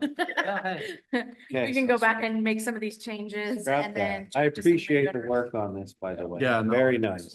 Yes, it's a lot of cleanup. I think it's fun. I don't Can I know. ask you one more question, Megan? And if you don't know the answer, don't, let's not spend any time, but about how many acres did we just put into residential use? I don't know, but I would actually like to know that, so I'll bring that I'm information just back. curious if Oh, it's that'll be nice. 200 acres, 300 acres. And then warn the school, send a letter 500 to Maple acres. Run that says this is what we're doing, plan for it. New York City. I would send a letter to Maple Run, address the superintendent and the Maple Run board saying, this is what we're doing, plan for it. That way they can't say 10 years from now, if somebody builds a 50-unit PUD, we had no idea this was coming, we didn't plan for it. Just, That school number's been flat for 5 years anyway. wow, you know, if we raise it up. If it keeps then- it up, it ain't gonna run. 50% don't show up. Wow. No, I think that's total. I'm just saying, it goes, and it's not just a cover or butt scenario, it's a Yes. communicate it too, because that might Yeah. generally impact, you know. They've got a capital budget too, they might decide to do an expansion before renovation or something somewhere else in the district, if they know that this is coming.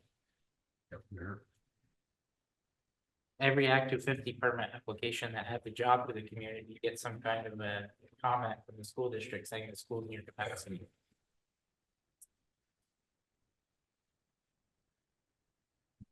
No. Okay.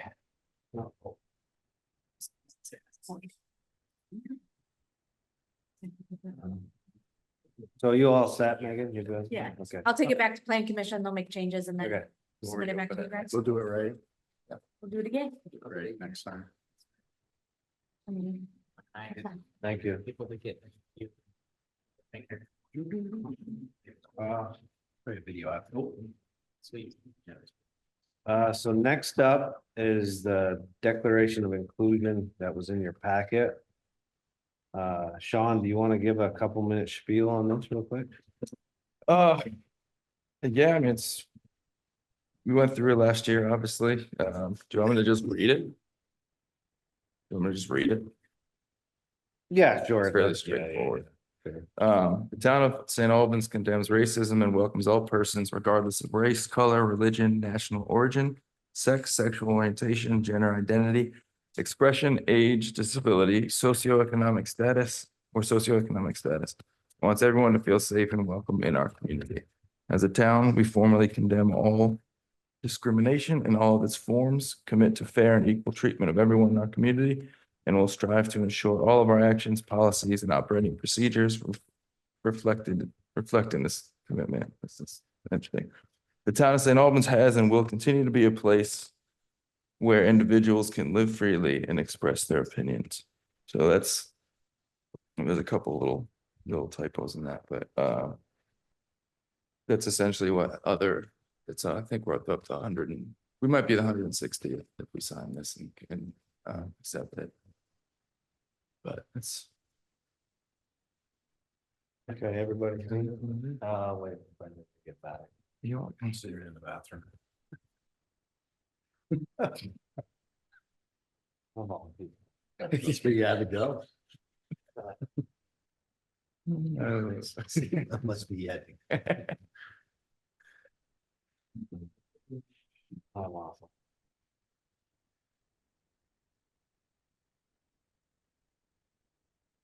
You join the first select board meeting? Or your second? Yeah. Yeah. Oh, we're part of this paragraph. Because she bought the house. Mixed use and then.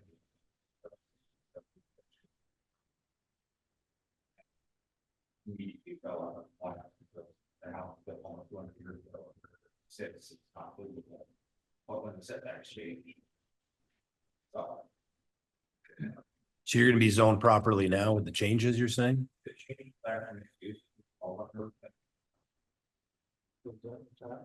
Yeah.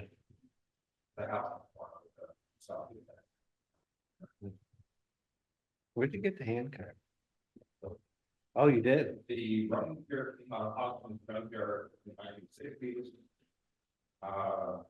All of what is like fine, we have blueprints for how the central railroad built their hangar.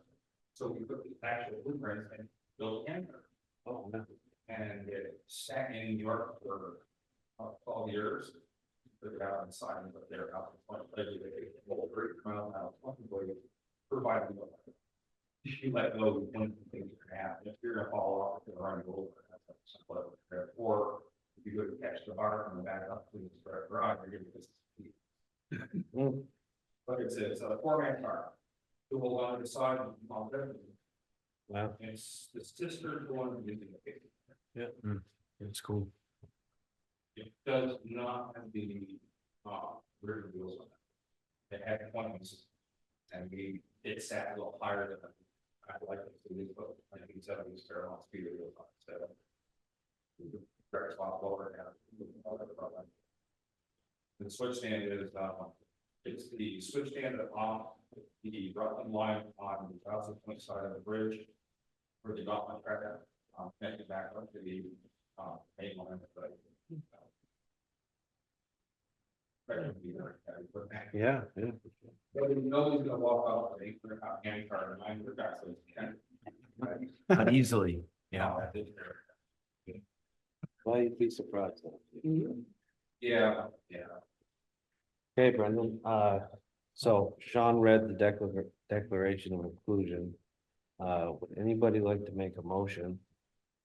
To approve this? Yeah, I'll make that motion to approve the declaration of inclusion as presented with a few typos. Yeah, it's. Second. Okay, any further discussion? Yep, I do have a discussion. I'm gonna read something that I wrote. And see what happens. But so I wrote this up, why not to adopt this version of the Declaration of Inclusion? I said, while I appreciate the effort to highlight opportunities to make our community more inclusive, I think this Declaration of Inclusion will not best serve the people who reside and frequent St. Albans Town. As a town, we have a long history of being inclusive and making a formal declaration stating the obvious is not needed. We follow and expect all people working for the town to follow all state and federal regulations regarding such matters.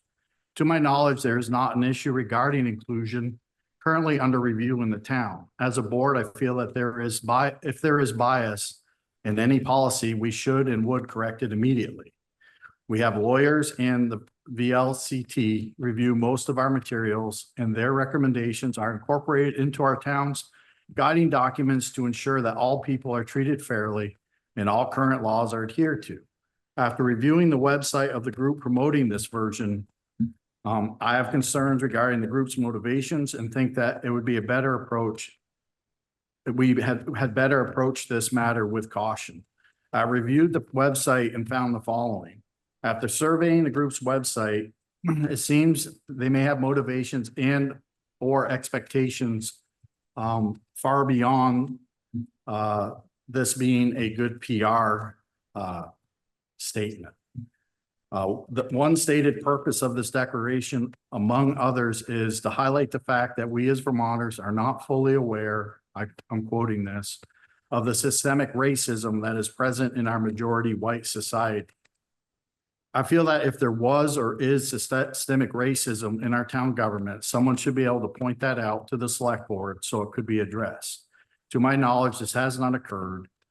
After reviewing several peer-reviewed articles on systemic racism in an effort to educate myself, one writer acknowledged that in the year 2020, there exists no U.S. federal government or state government statute or ordinance that will accommodate systemic racism. We as a society need to call it out and flush it out, and no one disagrees with that. The town government has a responsibility to uphold all the laws, state and federal, to protect all people. Since the town doesn't need to make a declaration to describe the obvious, it becomes more of a political / cultural statement. At this point, a declaration such as the one proposed will be welcomed by many, and it will offend many, as it really has, and as such has no place in this setting. People in this country are already divided, and I don't think these statements are unifying in nature, regardless of the intent. And I go on because I tend to drone on about things. I also oppose the adoption of this document because according to the advocates of this is step one in a process. They also want the town to implement policies that promote inclusion. This is to infer that we are not doing it now and that we will need to create / modify policies that will bias traditional approaches to running the town for new ones that will claim to bring marginalized people to the center. I do not know what this looks like or what it'll cost or who it'll affect. Without that information, I am not in favor of the approval of this document. Patty Lancaster, a member of the group promoting this, is a lawyer ready and willing to get started drafting policies to make these changes in any town that signs on.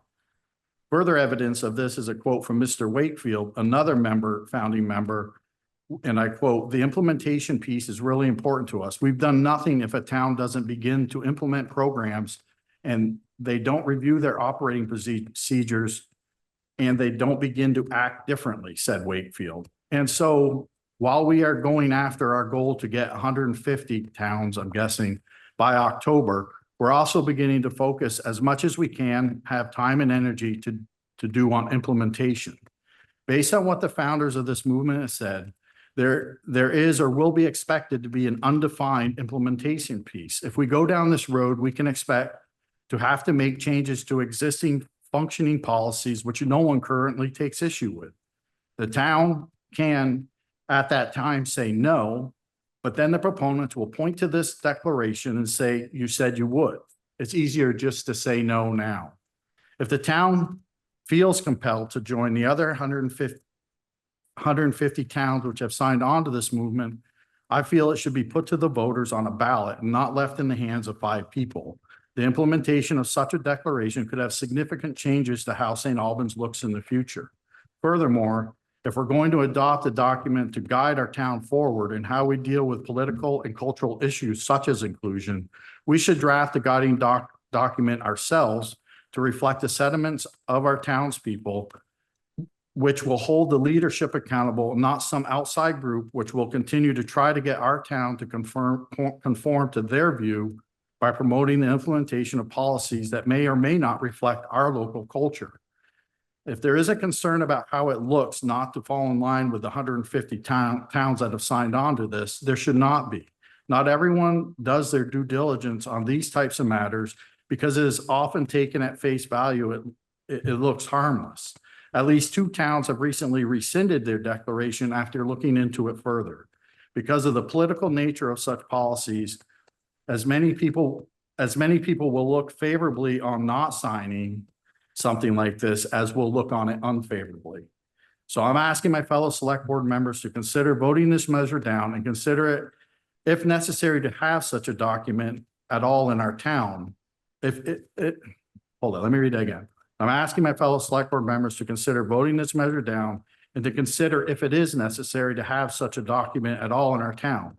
If you feel it is required, I would ask that we draft it ourselves, hold ourselves accountable to only our fellow townspeople and not some outside group with motivations that may not be shared by our citizens and could prove to be detrimental to the future of our town.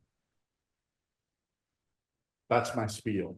I feel very adamantly that it's our town, and if we want to do something like this, we should do it, not just take something from somebody else who clearly has next steps in mind and not knowing what those next steps or how they could affect. We just sat through a whole bunch of bylaws. Someone could make the claim that, I'm going to do a poor job of it, but the low income people need closer access to town government. So we need to put a low income housing development in the middle of the village to address their underserved nature. And we'll have to change, and they'll come and say, you have to change your bylaws, change the character of the town to accommodate this because of such a declaration. That may be extreme, maybe it isn't, who knows? But I don't feel like this approach right now is the best thing for St. Albans Town. So I will be voting no on it, and I hope some other people join me. Oh, I got. Thank you, Jeff. Any other discussion? I was gonna say one thing with it. If we decided to write our own, prefer to do that over voting this down. So then there's an official vote that we're not in favor of a you know what I mean? A declaration of inclusion. We want to do something else. I personally prefer our board, thinking of our town, decided to move forward that way before voting this down. Just my thoughts. Can the motion be withdrawn? Can, yeah. They, right. No, I've definitely never seen it done, but, well, I guess I've seen somebody take a motion and call it theirs since somebody else made it. last thing that too. I've never seen somebody take it back. But I That's just, whoever what made would the we, motion. like, how would we write it differently? I feel like we'd break this one down and just turn it into a different format. So, 4 other towns have written their own, and the group that's promoting this identifies them, but singles them out as not adhering to There, their thing, which I think is fine. I think a town needs to take it and make it their own. Yeah, I think we can write our own and they can still also accept it. Like, say it's approved, it's a. Yeah, it doesn't have to be with.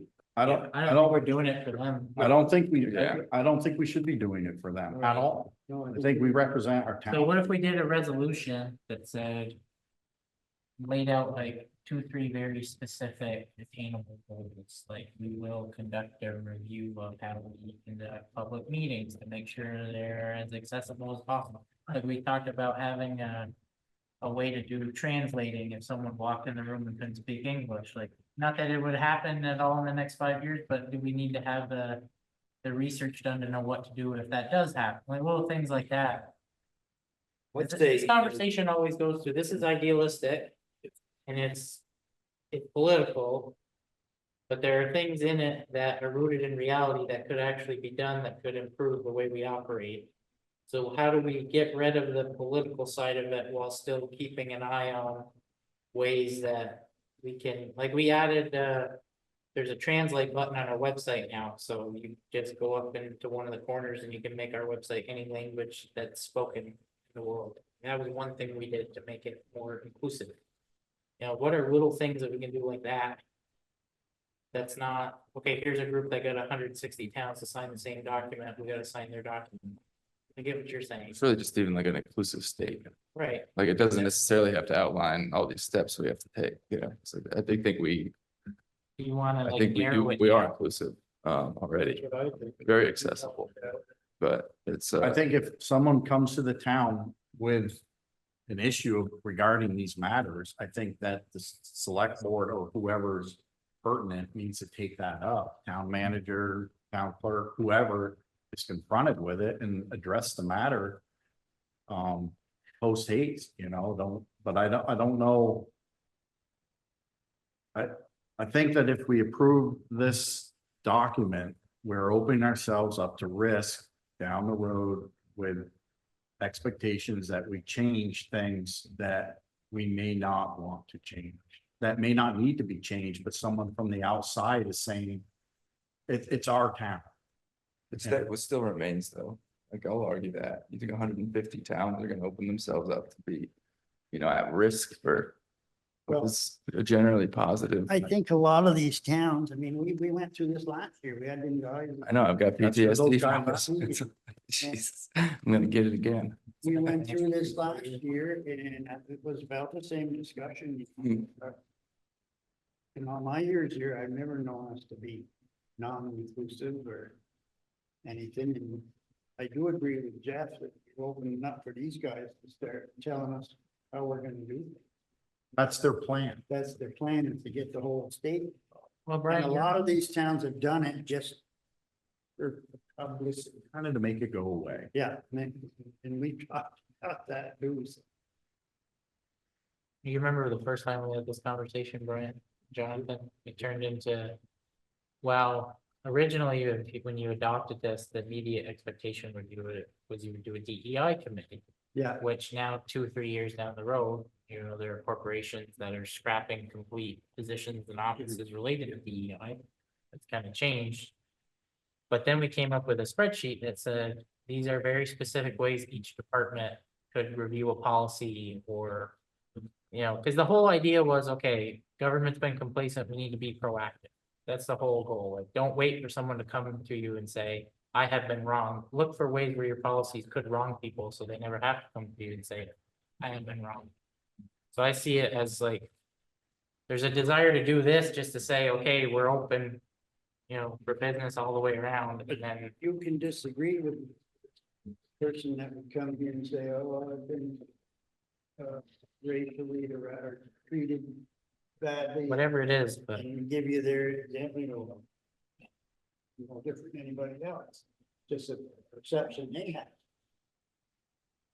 now maybe our statement or declaration that we write says something along the lines of, if we're made aware of a way that a policy is negatively impacting someone, we will take it. It's just a general statement. I think you guys are taking it, in my opinion, from my view, as if like we're saying like that our policies are wrong or anything like that. I don't take it that way at all. I don't think our policies are bad. It's just a general, hey, all are welcome here. Like that's, in my view, that's the whole point of this. Yeah, it's been together. It's been a thing for a little while now. There haven't been any things that happened with any of the other towns that I'm aware of. It's my understanding that the one that's here doesn't create any liability for the town. Although there have been some municipalities that have language that. Yeah. Some lawyers have questioned if it's have liability in their town. Yeah, I mean, I definitely hear what you're saying, Jeff. I want to make sure I communicate that to you. Definitely hear what you're saying. I agree that we don't need to do this. On the other hand, I guess I see it as just a statement of saying that's. If we wanted to move in a way where we had our own language, just to separate and say, we're not doing it just because our organization wants. We're not attached to anybody, but here's our You declaration. good with that too? I'm fine with that. I'm fine with us controlling the process. I'm fine with us, if the board feels like we need a statement, I don't feel like we need a statement, but if we feel like we need a statement, then it should come from us and we should be held accountable to it without an outside influence pointing at our town from down south, wherever they're from, Mendon and Rutland and those towns, saying, coming here and saying, you need to do this, or you need to look at that, and we aren't accountable to them. I don't think we should be. I don't mind being accountable to the townspeople, but let the town draft their own statement and have it be ours, not something that it's a one-off from this group who, if you don't fill it out just right or change the wording, oh, you're gonna go, you aren't really in the club. I don't care. Sean thinks it's because 150 towns have done it that we might want to be in the club. I think it's okay not to be Well, myself. And I mean, I think that's just where we differ on that view. but it is, so 2 years ago, I thought we didn't need anything. Now I'm questioning because 150, larger, smaller towns all over the state did it. Are we saying something that we're not intending to say by saying nothing? Yeah. Like that's what I'm okay with, if we pass a declaration or a resolution on the select board or whatever it looks like, and that gets posted somewhere so we can say, we said something, we're not a part of a larger organization or a specific declaration, but we're not saying what everybody else is saying. We're just doing it in our own way. In a way that we know we're not beholden to anyone's expectations outside of St. Albans Town. That I think is fair, but it becomes. Every year that goes on, every 10 towns they add, what are we saying by saying nothing?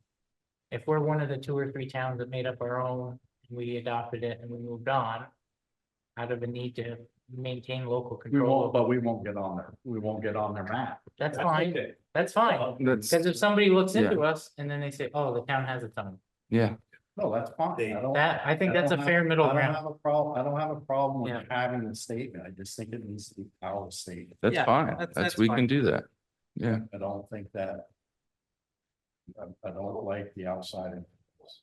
So, yeah, I didn't know that was the point. so what we're, correct me if I'm wrong, but what I think we're discussing here is we'll come up with our own statement Yeah, about inclusion.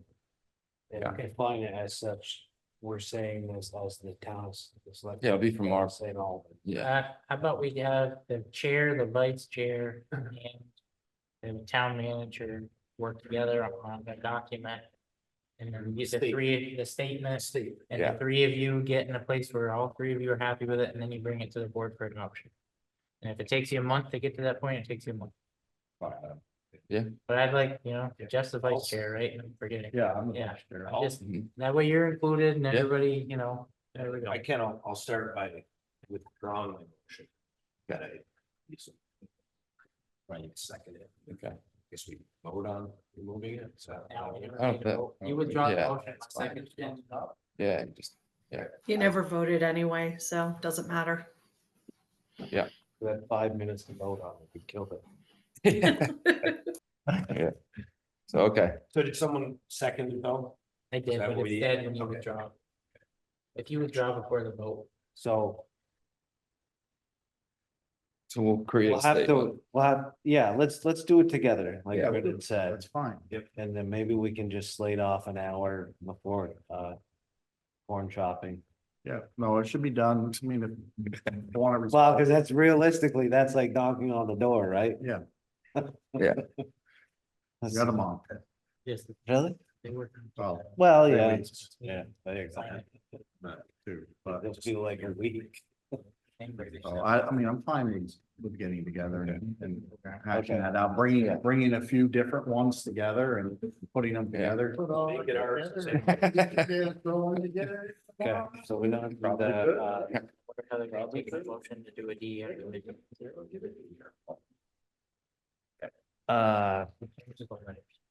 real quick, town managers report. yeah, we have our new fancy Nancy electric vehicle EV charger. I see somebody was plugged into it today. Yeah, it's a couple people have used it. so- Out here in front of the building? Yeah, Oh, great. in the same location as the other one. Still thinking about finding locations for the other one, it's cell service. Should we just like donate that to Hard Act? They got self-service up there. Do they? Yeah, like, well, whatever, like. If we're just gonna sit there and hold on to the thing, like, let's just donate it. Or are you totally against that? I don't know, No, like, I- You'll get townspeople using it. Should be used. yeah, Yeah, and everybody's yeah. gonna benefit more than just, Yeah, I can't think of a better place either, I don't think. That's how- well, cause it's so busy up there, like, somebody's gonna plug it in. Just maybe. Should be. reach Yeah. out to- then the Reach out city to has Kelly. spend money to put it. Well, and it is in the town as well. I vote we give it to the city, so they have to install. Well, they might not want it either, but like, They have to take. got a lot of other stuff. That's my too. motion, they don't get a choice. Second, Outside of that, I'm according to the disposal of assets policy. Route 7 sidewalk, just about done, should be done sometime, maybe by the end of this week, but certainly by the end of next week. And finally, the Tanglewood stormwater project will be out to bid by the end of this week. Got the last right of ways or whatever. they Yeah, were, got the last easement. easement, me and Julie met with them, a couple days ago. When will we reasonably expect that to be completed? It all depends on the contractor's availability. I Yeah. can't imagine anybody's gonna take that on. There's a, themselves. yeah, yeah, we told Tanglewood, you know, if we're lucky, it'll be done by the end of the year, but chances are it'll be spring of next year. In the next year. Yeah. And we're in the home stretch with Clyde Allen, so we're Making being a it- very squeaky wheel on that front. Is that lady helping?